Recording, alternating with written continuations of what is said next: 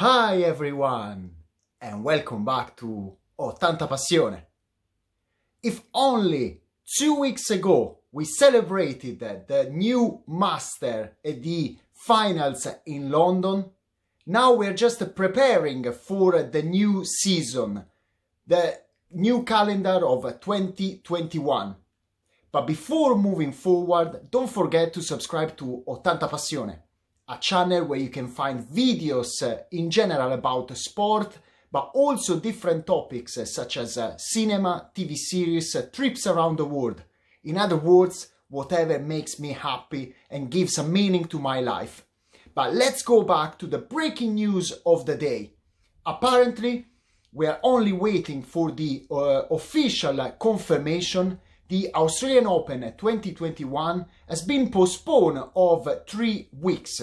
So instead of starting on the 18th of January, it should start on the 8th of February, with the final played on Sunday, the 21st of February. So what does it mean? For sure, it's going to represent a lot of changes in the new calendar.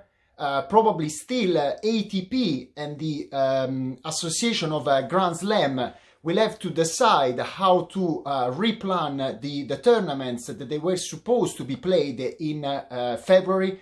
Let's not forget that usually we have a tournament in Dubai, as well the Master 500 in Acapulco. Also, we are wondering how the players are going to be able to prepare for this new and first Grand Slam. Apparently, the state of Victoria didn't want to allow the players to arrive in Australia before the 1st of January. For that reason, has been considered needed, the fact of postponing this tournament, because now we think the players will arrive in Australia around the middle of January, after they have to follow a very strict protocol, more or less like we saw in New York. So 2 weeks of quarantine. They will be tested regularly. Only after a particular protocol, they will be able to start training during those 2 weeks. They will be allowed only to have 5 hours outside their accommodations. Basically, they were saying, only 2 of them for practicing, 1 hour, for having lunch or dinner, and the remaining probably just to reach Melbourne Park. Oh yes, Melbourne Park, that I had the great honor to visit 2 years ago in 2018. It was a great experience to see, even from the outside, the Rod Laver Arena.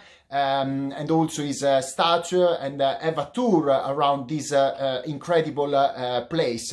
So to be honest, I don't know. It means it's going to be almost 3 months since the majority of players, because those players who couldn't make the finals, probably they finish their season around the 10th of November. So at this point, it means for them, 3 months without playing.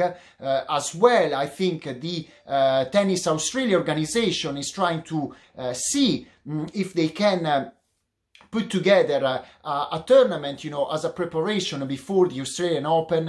At this point, I saw and I read feedback and comments released from the majority of players as well. Andy Murray was in favor of these new dates. He said at least will give us time to arrive, to get used, to the new weather condition, because let's not forget that in Australia is summer, and I think they register very hot days, even during this time of the year. I read Sydney something like 40 degrees during the day and 25 at night.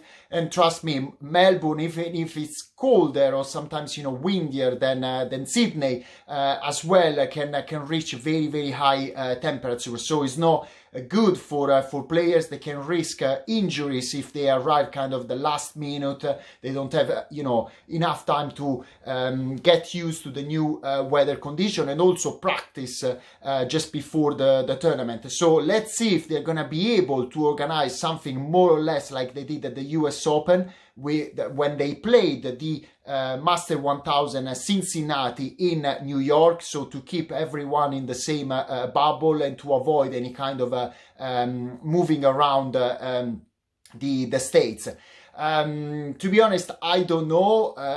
It's going to be a very particular Grand Slam. Usually they call the Australian Open the Happy Slam. Let's hope that everyone will keep safe and players will be able to produce the best game and also entertain the crowd, because again we need to discover if apparently 30 or 40% of the crowd will be allowed to watch matches. Also the Australian Open, they have night and morning sessions, so it's going to be interesting because sometimes they finish very, very late at night, how they're going to manage and handle this situation. But trust me, the Australian organization, it's very high level. I could see also when I went there how organized they are, so I'm sure they're not gonna let us down. So I'm very curious about your comments. What do you think? Your predictions.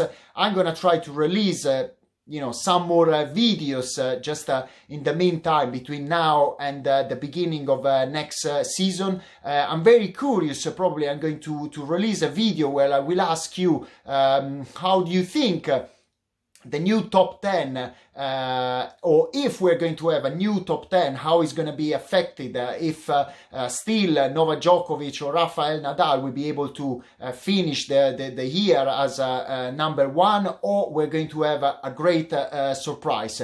So subscribe to the channel, share this video, leave your comments, leave your likes, and remember, tennis is always available and is always present on this channel, 80 Passione. That's all for now. Ciao!